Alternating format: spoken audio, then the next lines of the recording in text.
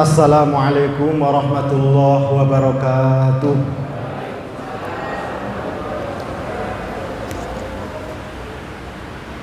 Bismillahirrahmanirrahim.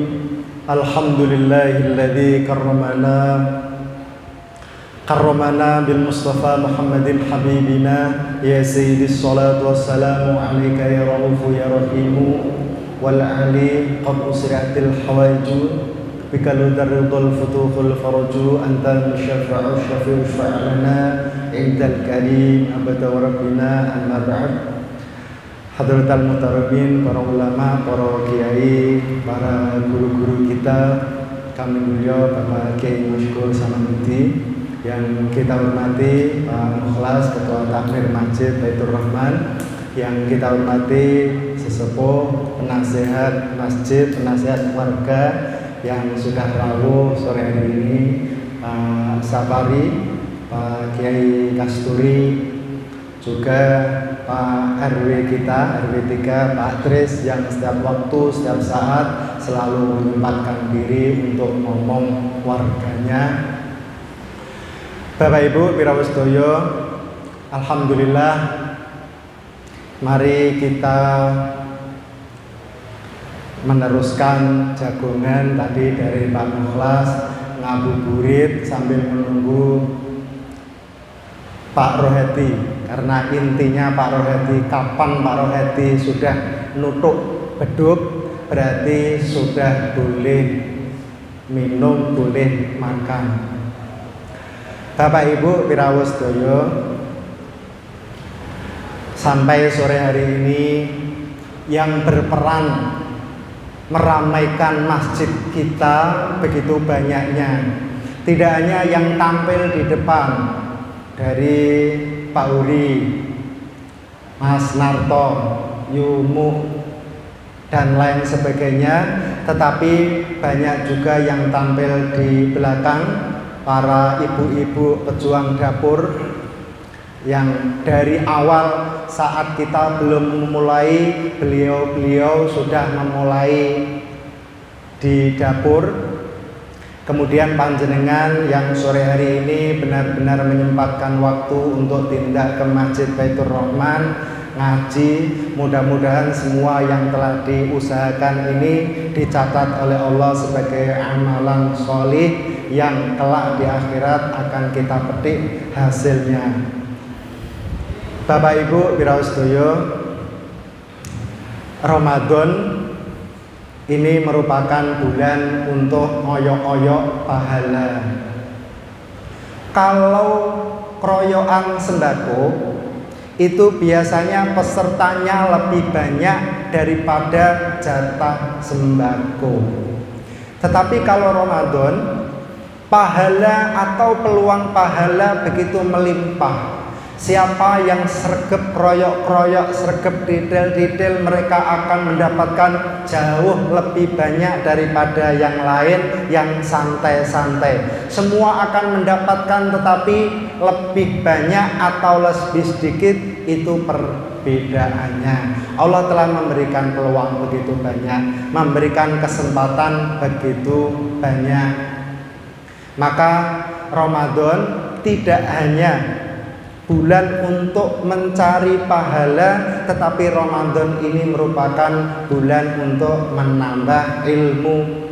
Karena itu sore hari ini setelah tadarus Al-Quran, setelah membaca sholawat, dilanjutkan untuk ngaji, saling mengingatkan. Yang bicara ngaji niatnya adalah untuk bisa diamalkan, yang mendengar apa yang didengar yang baik itu untuk diamalkan.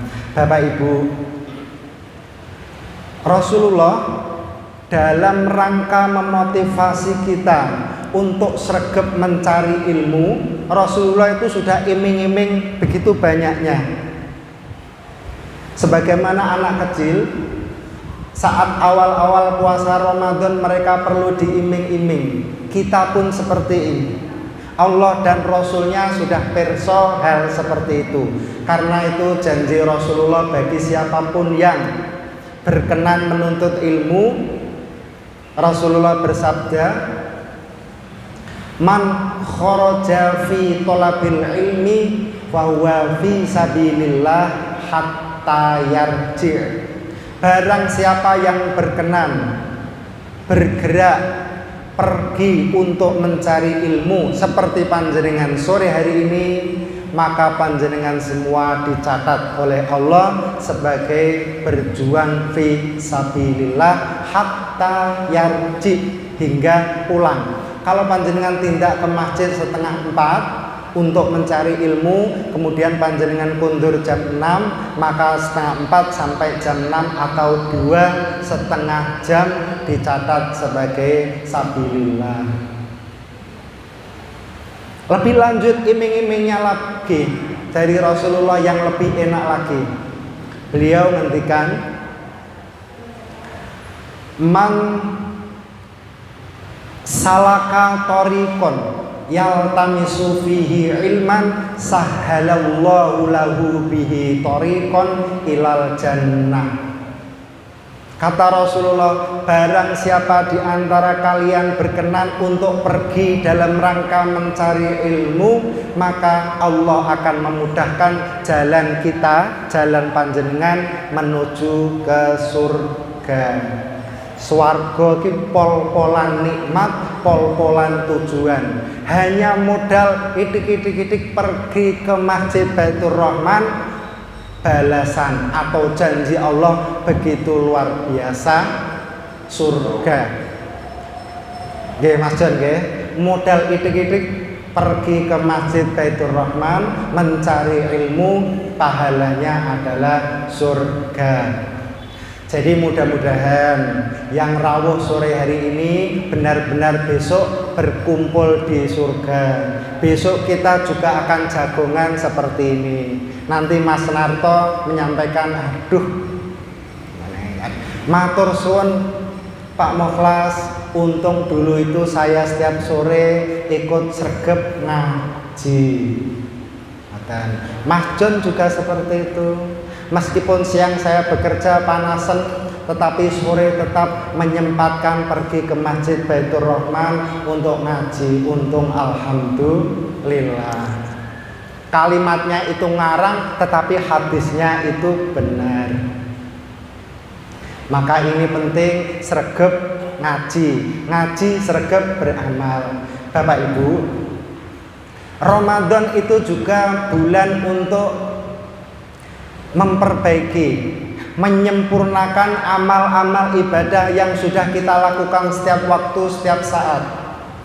Misalkan sholat kita, sholat panjenengan itu insya Allah sudah bagus, sudah sah menurut fikih, insya Allah sudah diterima, sudah berpahala. Tetapi masih bisa diperbaiki, disempurnakan. Panjenengan kadang menjadi imam, tetapi seringnya menjadi makmum. Menjadi imam itu ada peraturannya, menjadi makmum itu juga ada peraturannya. Panjenengan tindak ke Masjid Baitur Rahman, pertama yang dilakukan adalah mengisi shaf. Shaf depan, kalau sudah penuh belakangnya, belakangnya, belakangnya, dan seterusnya. Kemarin saya tanya istri saya, Bu, nek manggil Bu, kemarin tarwah itu di mana? Tak cari-cari kok tidak ada pas saya kultum itu. Jawabnya enak saja, saya di belakang. Di belakang itu maksudnya di baris luar, karena di luar itu semriwing. Nah, gini, tak guyu, alhamdulillah. Jadi madzhabnya itu madzhab semriwing. Ya seperti itu. Kelihatannya ya sepele, tetapi menurut kajian ilmu itu malah benar. Bukan masalah semriwingnya yang benar, tetapi perempuan di baris belakang itu malah benar. Kalau kita kembali ke hadis, beberapa masjid itu kan ada yang menata jamaahnya, ada yang jamaah laki-laki sisi kanan, kemudian diberi satir, jamaah perempuan di sisi kiri. Itu biasanya di musola kampung. di musola kampung saya di Bojonegoro seperti itu, ibu-ibu di sisi kiri, jadi sama-sama lurus depan, hanya ada satirnya. Kalau di perkotaan itu biasanya para ibu-ibu itu di baris belakang. Kalau di sini ibu-ibu di baris belakang, rodok di pojokkan. Maka hadis tentang aturan urutan penataan shaf bunyinya begini. Khairu sufufir rijal awwaluha wa syarruha akhiruha. Gitu. Sebaik-baik shaf laki-laki itu adalah yang paling awal. Baris pertama ini shaf terbaik bagi laki-laki.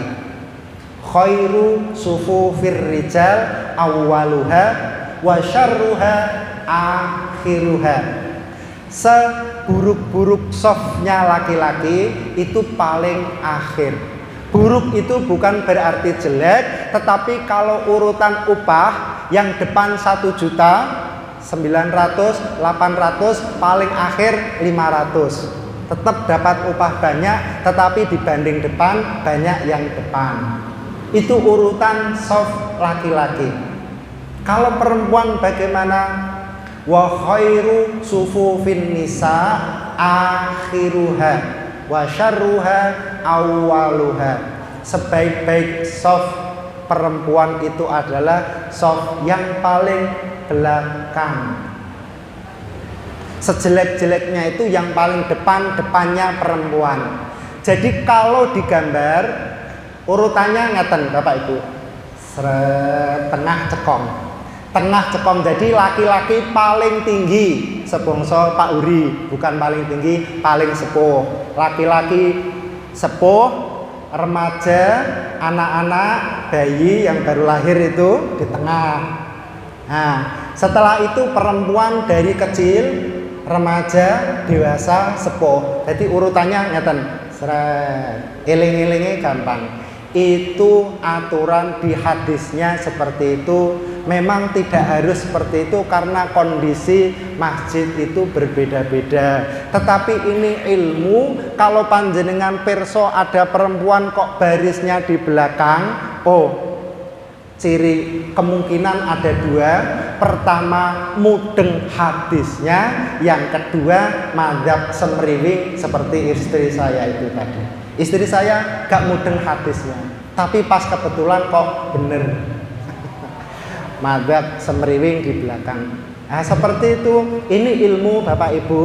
Jadi kalau sudah tahu seperti ini, ya minimal untuk pengetahuan.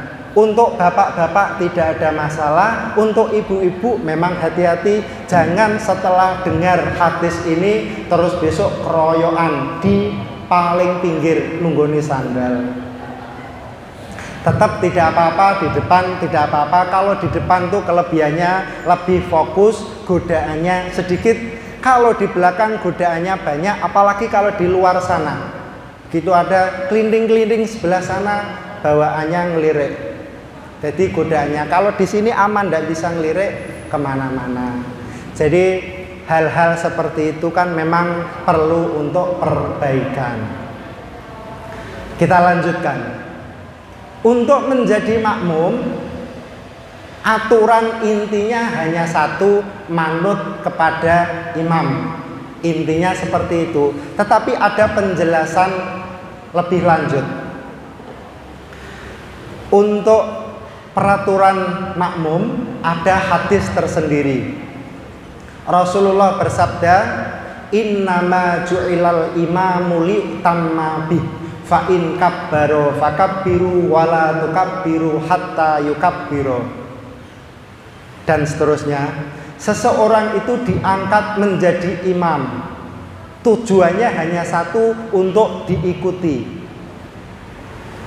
Kalau imam sudah takbir, maka makmum harus segera takbir.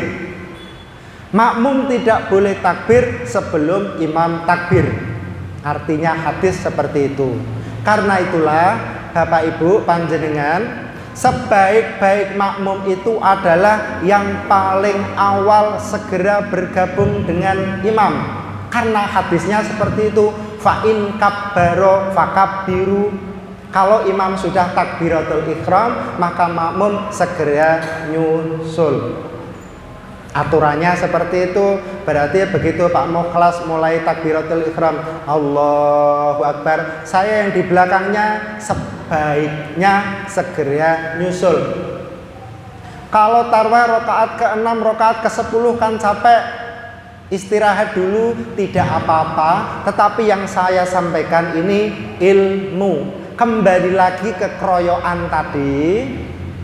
Kalau pengen dapatnya banyak, yang ngeroyoknya harus sungguh-sungguh, ngeroyoknya harus tenanan, detail-detailnya harus tenanan. Seperti itu. Semuanya akan dapat bagian, tetapi jumlahnya beda-beda, tergantung kesungguhan. Fa in kabbaro fakabbiru wala tukabbiru hatta yukabbiru. Kalau imam belum takbir, jangan sekali-kali makmum mendahului. Ini peringatan. Siapapun tidak boleh atau dilarang keras mendahului imam.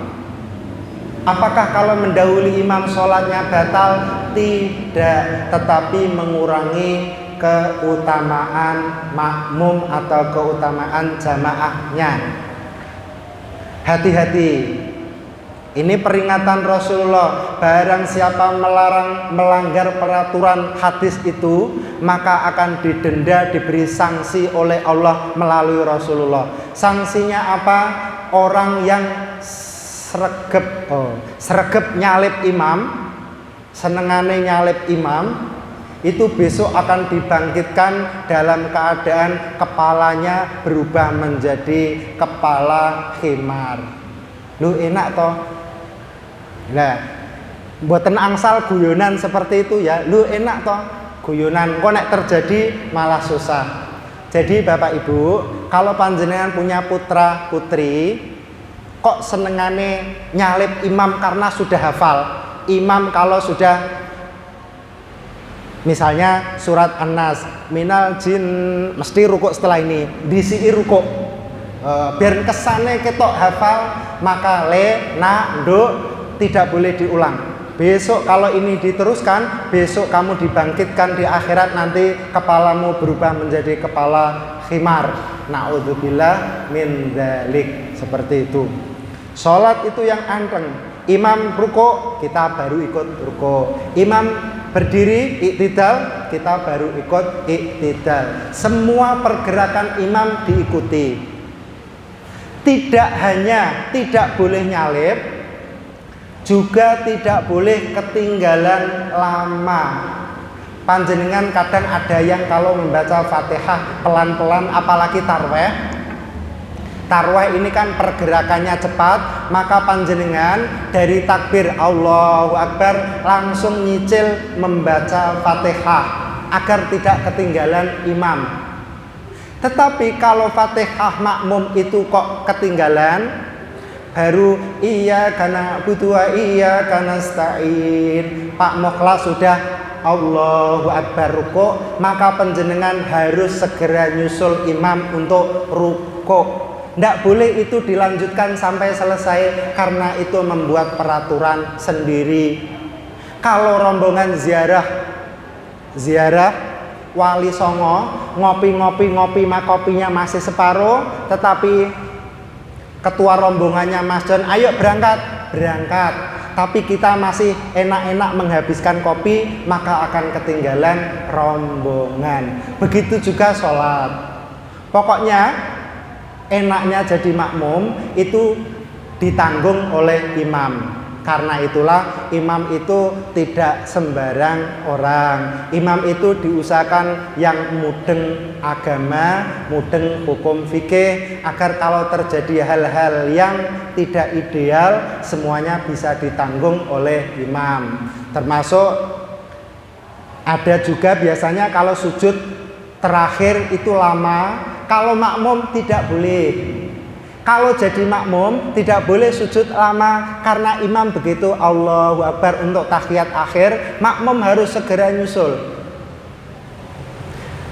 Sujud lama tidak usah saat jadi makmum. Nanti kalau sudah selesai mau sholat, kalau sholat sunat mau sujud lama monggo. Karena sujud lama itu sebenarnya boleh di dalam sholat. Tapi kalau tidak jadi makmum, kalau jadi makmum ya harus mengikuti peraturan imam. Nah, kembali lagi Bapak Ibu, meskipun gabung imam itu boleh di ujungnya, tetapi kalau bergabungnya di awal ini jauh lebih baik. Apalagi kalau di awal panjenengan sudah menyibukkan dengan membaca Fatihah atau apa, pahalanya akan lebih banyak daripada yang gabungnya belakangan. Jadi sholat kita perlu diperbaiki seperti itu. Banyak hal yang perlu diperbaiki setelah sholat. Ini waktunya 5 menit. Saya ganti topik dulu. Kemarin itu Mas John tanya tentang hukum kepiting. Ini pertanyaan tidak untuk diri sendiri tetapi untuk orang lain. Kepiting itu kan saudaranya rajungan.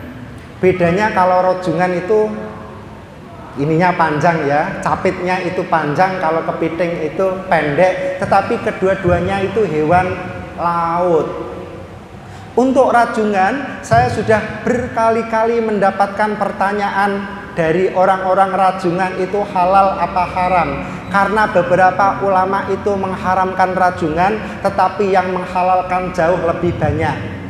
Kalau kita kembali ke hadis, hadisnya itu bunyinya begini.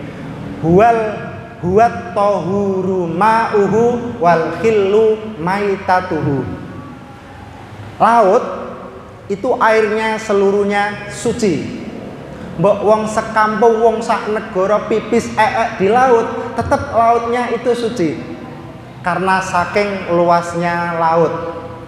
Wal khillu maitatuhu, dan hewan atau batang yang dari laut, hewan laut seluruhnya halal. Nah, hadis itulah yang dipakai oleh ulama untuk menghalalkan seluruh hewan laut apapun namanya, apapun bentuknya. Mau itu kepiting, mau itu rajungan, bahkan anjing laut, kuda laut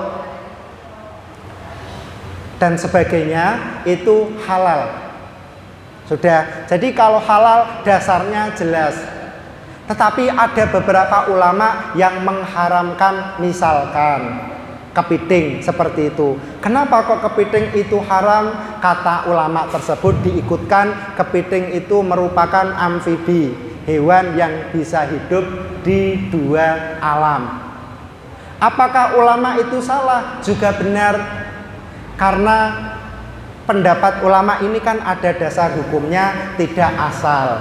Nah, tahun 2002 MUI atau Majelis Ulama Indonesia membuat surat keputusan bahwa kepiting itu halal. Alhamdulillah Mas John, yes, halal. Ini ada dasar hukumnya. Jadi yang seneng kepiting monggo. Kalau ada yang kepiting itu haram, monggo, karena semua mengikuti ulama yang hebat-hebat, bukan pendapat kita. Saya ikut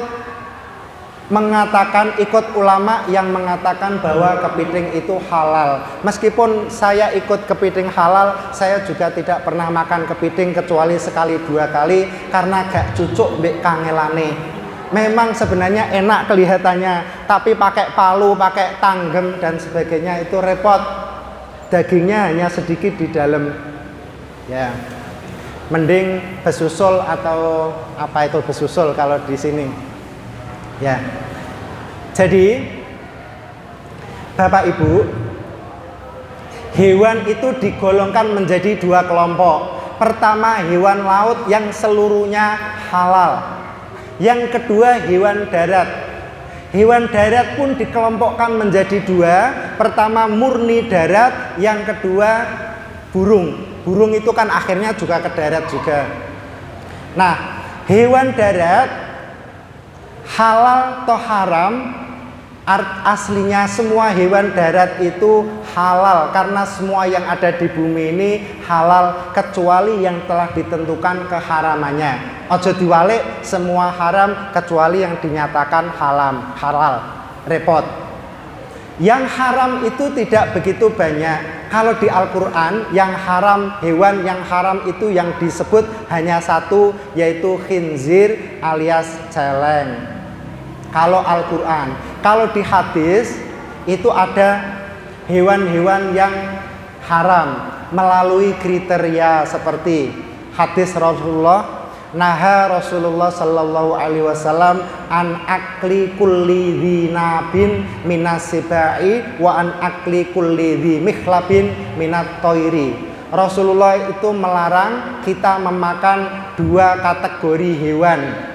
Pertama, hewan darat, hewan yang buas. Hewan buas itu haram. Dia mempunyai taring seperti singa, anjing, hina, dan sebagainya. Itu hewan darat. Kalau hewan udara, burung, yang diharamkan itu adalah dzimikhlabin minat toiri, yang punya cakar kuat. Loh, semua hewan itu kan punya cakar. Kategorinya gini Bapak Ibu, burung yang haram dikonsumsi itu adalah burung yang kalau cari makan itu nyarinya dengan cara menyakar atau mencengkeram. Seperti Garuda Pancasila, tidak ada. Ya, Garuda Pancasila itu bukan burung ya, nama burungnya semacam burung elang, ya kayak elang. Burung elang itu haram dikonsumsi, dia cari makannya dengan cara mencengkeram. Kalau burung dara, meskipun punya cakar kan cari makannya pakai paruh, itu halal. Gitu ya, cara kategorinya mudah seperti itu. Pokoknya burung kalau cari makan dengan cara mencengkeram, berarti dia haram. Itu. Kemudian ada hewan yang disebut langsung, dia haram dibunuh, ada yang boleh dibunuh. Seperti ular, itu haram. Katak termasuk, itu tidak boleh. Burung Raja Wali, ada 4 hewan yang haram dibunuh. Itu artinya haram dikonsumsi. 4 hewan itu adalah pertama burung hudhud. Saya hanya baca saja, tidak tahu burung hudhud itu di sini ada atau tidak. Yang kedua burung surodi, itu juga malah tidak tahu. Yang ketiga semut tidak boleh Mas John, meskipun kita doyan, tidak boleh. Yang keempat lebah, berarti lebah itu tidak boleh dimakan. Madunya boleh tetapi lebahnya tidak boleh. Bapak Ibu, itu tadi berangkat dari pertanyaan Mas John tentang hukum kepiting. Hukum kepiting halal, mantep Mas John. Bagi yang tidak mantep tidak usah, karena banyak sekali makanan yang lain yang enak, yang cocok dengan kita. Demikian, wabillahi taufik wal hidayah. Wassalamualaikum warahmatullahi wabarakatuh.